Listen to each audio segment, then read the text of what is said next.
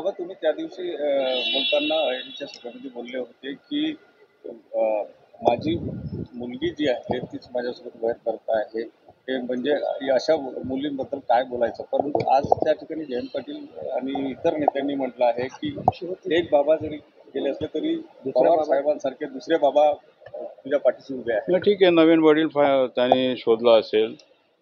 आपल्याला वडील आपल्या स्वतःच्या वडिलाला सोडून नवीन वडिलाला शोधलेला आहे, चांगला आहे. बघू काय करतात ते.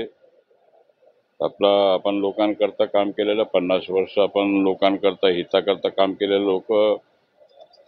आता तुम्ही पाहिले, तुम्ही अहिरीला दोन्ही सभा आपण इकडे आपण अहिरीला आला नसाल, परंतु पहिला सभा आपण पाहिला, आताच सभा पाहिलं.